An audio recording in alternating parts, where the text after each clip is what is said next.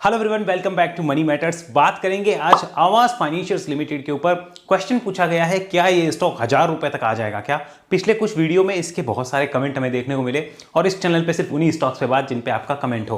तो अगर आपका भी कोई कमेंट है, कमेंट बॉक्स में निसंकोच बताइए कि इस स्टॉक के ऊपर एनालिसिस चाहिए। जल्दी से जल्दी उसके ऊपर वीडियो लाने की कोशिश होगी। थोड़ा समय लगेगा, लेकिन कमेंट करने में आपको संकोच नहीं करना। बिंदास कमेंट करके नाम बताइए किस स्टॉक पे वीडियो चाहिए। और जो भी बातें हम करने वाले हैं वो सिर्फ एजुकेशन पर्पज से है। किसी टाइप से बाय सेल होल्ड की रिकमेंडेशन ना माननी है ना मैं देता हूं। मैं संभावनाएं बताता हूं, क्या क्या संभावनाएं हैं, उसके हिसाब से आपको समझना है कि आपकी रिक्वायरमेंट क्या है। चलिए करते हैं आवास फाइनेंशियल्स के ऊपर के बाद। लोग पूछ रहे हैं 1000 रुपए आ जाएगा क्या? इसके फंडामेंटल्स के ऊपर मैंने लास्ट वीडियो ऑलरेडी बना रखे हैं, 2-3 वीडियोस पहले भी बनाए हैं इसके ऊपर। तो आज बात करते हैं कि इसके फंडामेंटल से रिलेटेड जानकारी और टेक्निकल से रिलेटेड जानकारी लेने के बाद हमें व्यू क्या मिल के आता है। थोड़ा सा फंडामेंटल समझा देता हूं। चलिए आप देखिए, ये इसके लेटेस्ट क्वार्टरली रिजल्ट्स हैं जो अभी रिसेंट में आए हैं। कंपनी लगभग 500 करोड़ की सेल्स करके 125 करोड़ का प्रॉफिट लाती है। 122 करोड़ का प्रॉफिट, 497 करोड़ की सेल्स। तो भाई साहब, जो कंपनी के नेट प्रॉफिट मार्जिन ही 25% से ज्यादा है, उस कंपनी के लिए मैं क्या बोलूं? क्या उसके फंडामेंटल्स खराब हैं? मेरे हिसाब से तो नहीं है। अगर स्टॉक के पिछले कई क्वार्टर्स को आप देखेंगे, आपको पता चलेगा हर बार क्वार्टर ऑन क्वार्टर सेल्स भी अच्छी आ रही है और यहां पे प्रॉफिट भी अच्छे आ रहे हैं। मतलब ये अच्छे प्रॉफिट्स है, अच्छी सेल्स है। सेकंड चीज इसमें हम देखते हैं स्टॉक का price to earning ratio. Average price earning ratio पिछले 5 साल का 55 है, मीडियन 55 है। और राइट नाउ जो पी चल रहा है वो आपकी स्क्रीन पे है, लगभग आधा चल रहा है। समझना आपको है। अगर बात कर ले इस कंपनी के ईयरली पीएनडल की, तो ईयरली पीएनडल भी अच्छे नजर आते हैं। मुझे कहीं से खराबी कोई नजर नहीं आ रही। अगर इस ईयरली पीएनडल में सेल्स या प्रॉफिट में खराबी हो तो मैं भी देखना चाहूं, लेकिन है ही नहीं, तो फंडामेंटली तो मैं गलत नहीं कह सकता। साथ में अगर बात कर लेते हैं इस कंपनी के क्वार्टरली सेल्स की, ईयरली सेल्स की जो कंपाउंडेंट रही है, प्रॉफिट ग्रोथ की, स्टॉक प्राइस सीएजीआर, एंड यहां पर बात करते हैं रिटर्न ऑन इक्विटी की। स्टॉक प्राइस सीएजीआर को ना भी देखे तो भी चलेगा। ये सारी चीजें आपको समझनी होगी। अब इस स्टॉक में गिरावट के जो कारण हैं वो हमें समझने हैं। ये सारी चीजें आपने देखी, कंपनी में कोई दिक्कत नहीं है। स्टॉक में गिरावट का कारण मेन जो है वो निकल के आ रहा है इसकी शेयर होल्डिंग पैटर्न है। यहां पर आप ध्यान से देखिए, कंपनी के शेयर होल्डिंग पैटर्न में कंपनी के एमडी ने माल बेचा है और प्रमोटर्स भी यहां से माल बेच के निकल रहे हैं। अगर पिछले 3 सालों का डाटा देखें तो यहां पे सेलिंग काफी बंपर आई है। लेकिन हमें यह भी तो समझना होगा, ये माल आखिर जा किसके पास रहा है? क्या ये माल पब्लिक के पास जा रहा है? जी नहीं, पब्लिक के पास तो कुछ इतनी होल्डिंग नहीं बढ़ी। तो एक्चुअल में माल किसके पास जा रहा है? ये तो एफआईआईज की तरफ शिफ्ट हो रहा है। ये वही बात तो हो गई कि एक बड़े प्लेयर से दूसरे बड़े प्लेयर की तरफ शिफ्ट हुआ है माल। हाँ, ये चीज कॉन्फिडेंस कम जरूर करेगी कि प्रमोटर्स और एमडी अपना माल क्यों बेच रहे हैं। लेकिन इसका मतलब ये नहीं है कि कंपनी का बिजनेस बंद हो गया, क्योंकि कंपनी का बिजनेस अभी भी अच्छा चल रहा है। आने वाले क्वार्टर में अगर कंपनी का बिजनेस खराब हुआ तो चार्ट्स पे भी इंडिकेशंस आएंगे। हालांकि चार्ट तो फिलहाल नेगेटिव ही है और इसके फंडामेंटल नंबर जो है वो भी खराब होते हुए नजर आएंगे। लेकिन फिलहाल ऐसा कुछ नहीं है। जो बेस्ट इंफॉर्मेशन अवेलेबल है उसके अंदर फंडामेंटली तो कोई प्रॉब्लम नहीं लगती, सिवाय एक चीज के, that is low promoter holding. और ये एक इश्यू है, कंसर्न है, जिसे हमें कोई भी इन्वेस्टमेंट डिसीजन लेने से पहले ध्यान रखना है। अब करते हैं चार्ट पे चर्चा। आइए यहां पे सबसे पहले देखिए, कंपनी का जो यहां पे करेक्शन हुआ है वो करेक्शन हो चुका है लगभग 60% के आसपास। राइट नाउ स्टॉक अभी 1450 के आसपास ट्रेड करता हुआ हमें नजर आ रहा है। इंपॉर्टेंट लेवल स्टॉक के लिए ऊपर में 1640 और 1800 रुपए का लेवल रहेगा। 1800 के ऊपर स्टॉक ने 2 बार रेजिस्टेंस लिया है। इसके ऊपर निकले तो ही हमें कोई कंफर्मेशन मिल पाएगा। अगर इसको आप ध्यान से यहां पे देखते हैं तो आपको बहुत सी चीजें क्लियर हो जाती है, जिसमें सबसे इंपॉर्टेंट पॉइंट यह होता है कि स्टॉक के लिए ये रेंज एक बड़ा सपोर्ट है। लगभग 1260 से 1300 की एक रेंज है जो बड़ा सपोर्ट के लिए काम करने वाली है। स्टॉक की जिस टाइप की फॉल नजर आ रही है 1800 के लेवल से, लगता है कि ये इस लेवल को टच करने आ सकता है। तो अब आज की डेट में क्या किया जाए? लोग कह रहे हैं कि 1000 रुपए आ जाएगा क्या? तो क्या इसमें इतनी सच्चाई है? सारी बातें करने वाले हैं। चलिए पहले इसका हिस्टोरिकल डाटा देखिए थोड़ा सा। राइट नाउ स्टॉक 60% के लगभग टूट चुका है। हिस्टोरिकल एनालिसिस भी बताता है कि स्टॉक पहले भी 60% टूटा है अपने हाई से, फिर रिकवर करके यहां से भागा था। But that was the time of the crash, Covid crash के टाइम था। और उसके बाद स्टॉक ने एक शानदार रनअप लिया जो हमें अपनी नजरों के सामने देखने को मिल रहा है। 1265 रुपए एक इंपॉर्टेंट सपोर्ट है। ये देखो, ये आपको यहां पर नजर आ रहा होगा 1265, ये इंपॉर्टेंट सपोर्ट है। इसके नीचे आता है स्टॉक तो डेफिनेटली स्टॉक के लिए 1100 और 1000 रुपए के गेट खुल सकते हैं। मैं इसमें कोई दो राय नहीं कह सकता। अगर स्टॉक इन लेवल्स के नीचे आता तो डेफिनेटली ये गेट खुलेंगे।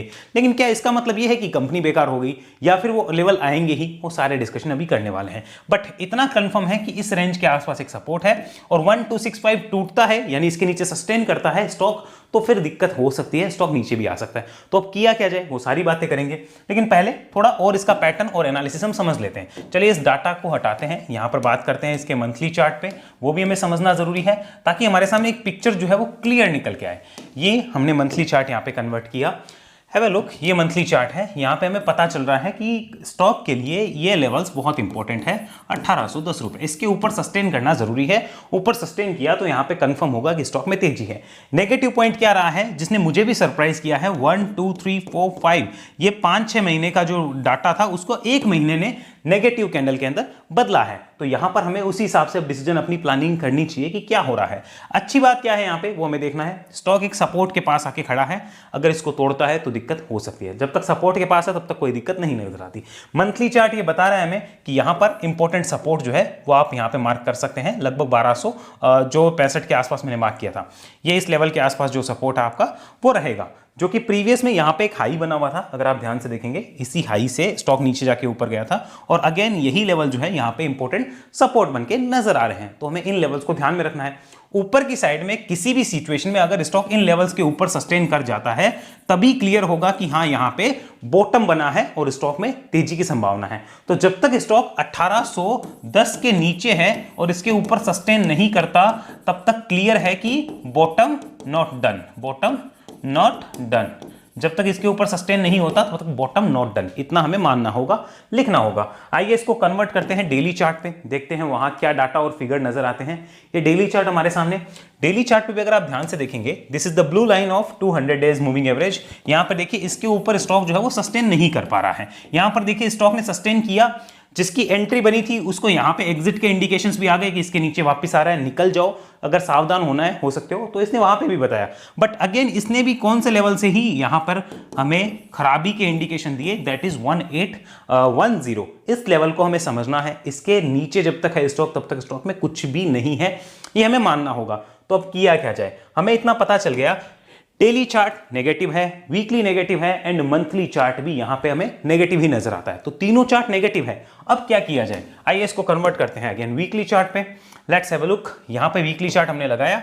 अब बात करते हैं कि करना क्या है, क्योंकि नेगेटिव है ये तो हमें पता चल गया और हमने ये जान भी लिया कि अगर इस लेवल को तोड़ता है तो 1100 या 1000 रुपए के गेट भी खुल सकते हैं, कोई बड़ी बात नहीं है। ये सब चीजें ठीक है, लेकिन करें क्या, अब ये हमें डिसाइड करना है। तो आइए बात करते हैं जिसके पास ऑलरेडी इन्वेस्टेड है। चलिए पहले बात करते हैं उनकी जिनके पास ऑलरेडी इन्वेस्टेड है। मैं मानता हूं ऑलरेडी इन्वेस्टेड। अब इन्वेस्टेड कहां से, इन्वेस्टेड है अपर प्राइस से, कहीं से भी ऊपर से, क्योंकि यहां से तो इन्वेस्टमेंट होगा वो तो डेफिनेटली पूरा तो किया नहीं होगा, वो नीचे आने पे वेट कर रहे होंगे। तो यहां वालों को तो कोई प्रॉब्लम नहीं होगी। ऊपर से लिया हुआ है वो क्या करें, तो स्टॉक कितना टूटा अपने हाई से, 60%। अब देखिए इन्वेस्टमेंट बेचने का डिसीजन सबसे ज्यादा इंपॉर्टेंट होता है फंडामेंटल से रिलेटेड। तो कंपनी के फंडामेंटल्स कैसे हैं ये हमें देखना है। तो फंडामेंटल्स तो अच्छे हैं, फंडामेंटल में कोई खराबी नजर नहीं आती। अच्छा तो कंपनी के टेक्निकल कैसे हैं, यहां पे बात करते हैं टेक्निकल। नेगेटिव है तो यहां पर किया क्या जाए। अब स्टॉक अपने हाई से 60% टूट भी चुका, पनिशमेंट मिल भी चुकी, वो जो एमडी की वजह से है या प्रमोटर की वजह से, जिसकी भी वजह से पनिशमेंट तो मिल चुकी, तो 60% टूट चुका। स्टॉक के फंडामेंटल है बढ़िया, चार्ट है नेगेटिव, आपके पास ऊपर से लिया हुआ है। अब बेचने में मेरे हिसाब से तो कोई सेंस नहीं बनता है। अभी एक काम किया जा सकता है, यहाँ पे इसको नीचे के प्राइस पे एक्यूमुलेशन के लिए देखा जाना चाहिए, एक्यूमुलेट किया जाना चाहिए।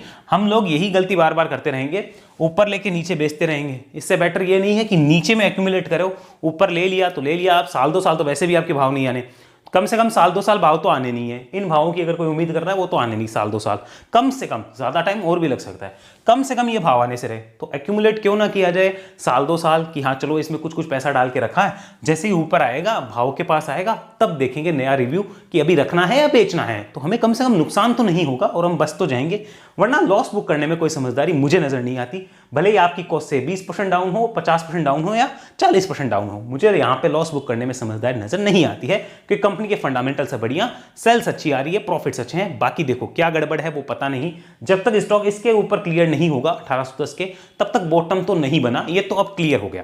बॉटम बनने के लिए मुझे 1810 के ऊपर सस्टेन चाहिए, तब जाके मानेंगे कि बॉटम बना है, तब तक बॉटम तो नहीं बना। अब ये फंडा उनके लिए है जो ऑलरेडी इन्वेस्टेड है और अक्यूमुलेट कर सकते हैं, वो ध्यान दे सकते हैं।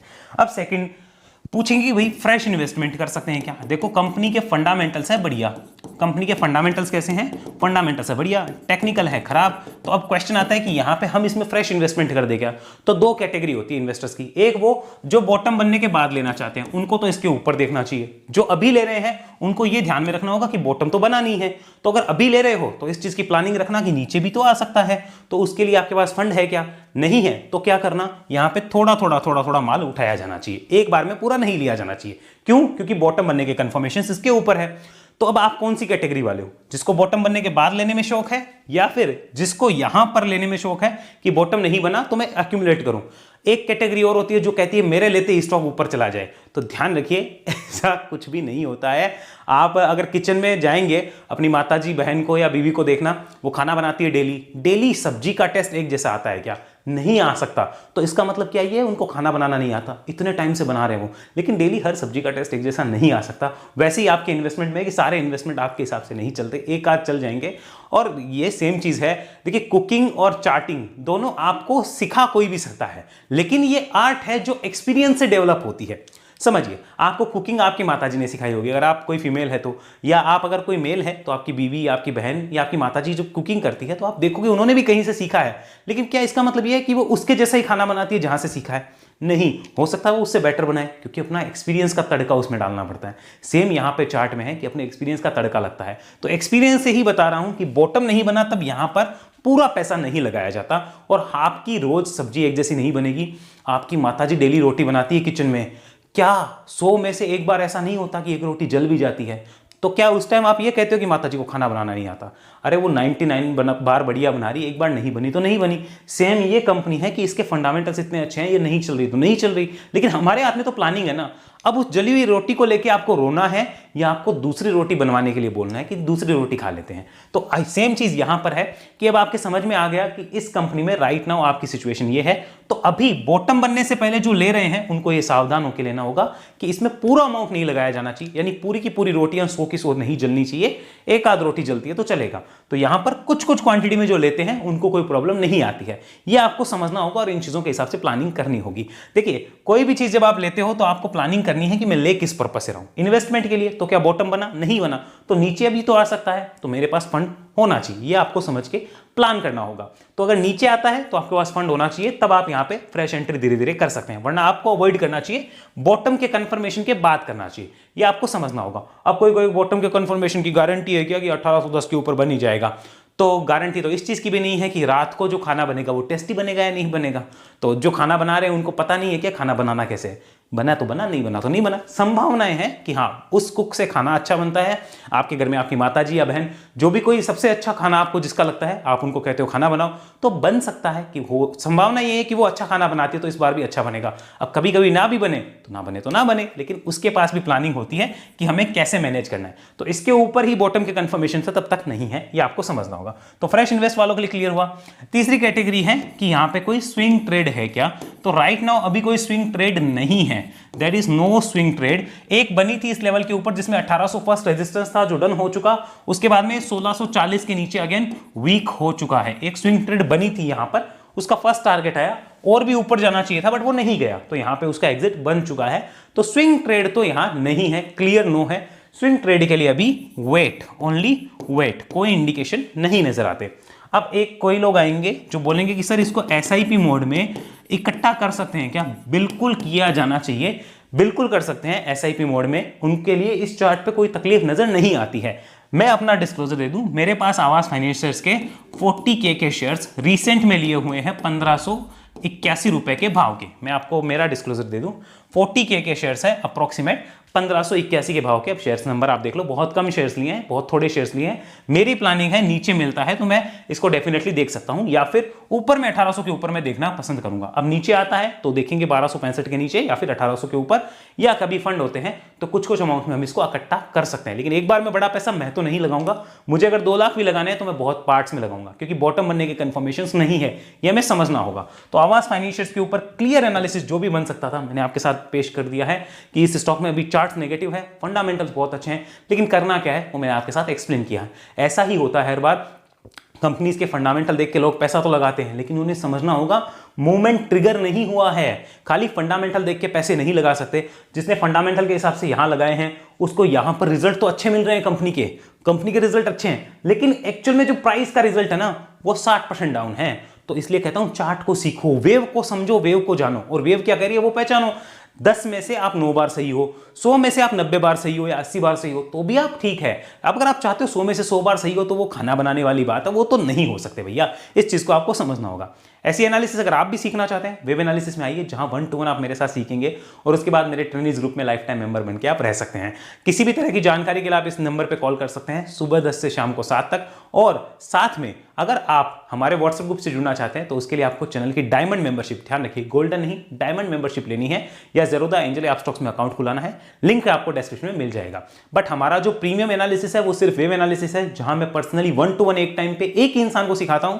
उसके बाद वो आदमी 1.5-2 महीने ट्रेनिंग लेने के बाद ही हमारे ट्रेनिंग्स ग्रुप के अंदर लाइफ टाइम रह सकते हैं। तो आप इस चीज को समझ के चलिए कि अगर आप जुड़ना चाहें तो जरूर जुड़ सकते हैं। बाकी किसी भी टाइप की इंफॉर्मेशन आपको डिस्क्रिप्शन में मिल जाएगी, साथ में इस नंबर पर कॉल भी आप कर सकते हैं। अगले वीडियो में मिलते हैं, तब तक के लिए आपका धन्यवाद। जय हिंद, जय भारत।